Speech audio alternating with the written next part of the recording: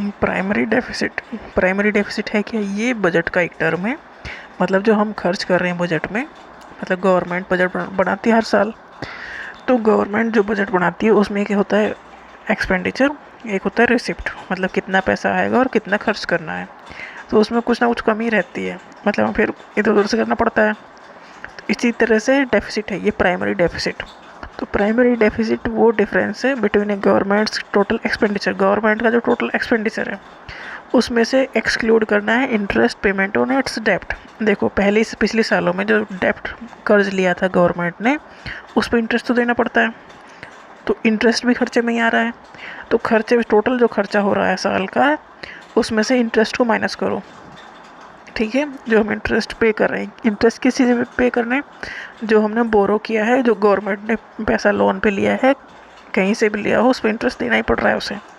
तो expenditure, government का जो टोटल एक्सपेंडिचर है एंड इट्स टोटल रेवेन्यू। देखो क्या होता है डेफिसिट, जितना एक्सपेंडिचर ज़्यादा हो रहा है रेवेन्यू कम आ रहा है, रिसिप्ट मतलब पैसा कम आ रहा है, ज़्यादा खर्च हो रहे हैं। तो ज़्यादा खर्च होंगे तो डेफिनेटली कमी होगी। तो जो एक्सपेंडिचर है उसमें से माइनस करना है, उसमें से उस चीज़ को एक्सक्लूड कर देना है जो कि हम लोन के फॉर्म में, जो हमने लोन लिया है उसके ऊपर जो इंटरेस्ट लग रहा है उसका, उसे दे रहे हैं। तो इंटरेस्ट जो दे रहे हैं उसे हटाओ। ठीक है। और revenue from taxes and other sources, जो हम रेवेन्यू हमारे पास आ रहा है, जो पैसा हमारे पास आ रहा है, उस पैसे में से बोरोइंग हटाओ। मतलब कर्ज जो लिया है वो हमारा पैसा नहीं है, और जो कर्ज के ऊपर इंटरेस्ट दे रहे हैं वो हमारा पैसा नहीं है।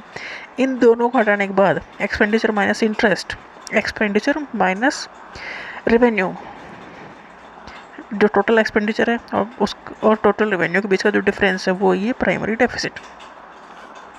प्राइमरी डेफिसिट क्या है? ये गवर्नमेंट का जो टोटल एक्सपेंडिचर है उसमें से हमने जो इंटरेस्ट पे कर रहे हैं, खर्च, जो टोटल खर्च है उसमें से जो हम इंटरेस्ट पे कर रहे हैं, जो गवर्नमेंट ने पिछले सालों में लोन लिया है उस पर जो इंटरेस्ट वो दे रहा है, उस इंटरेस्ट को हटा के रेवेन्यू में से बोरोइंग हटा दो। तो एक्सपेंडिचर माइनस रेवेन्यू, ये होगा प्राइमरी डेफिसिट। प्राइमरी डेफिसिट को डिफाइन किया जा सकता है physical deficit minus interest payment.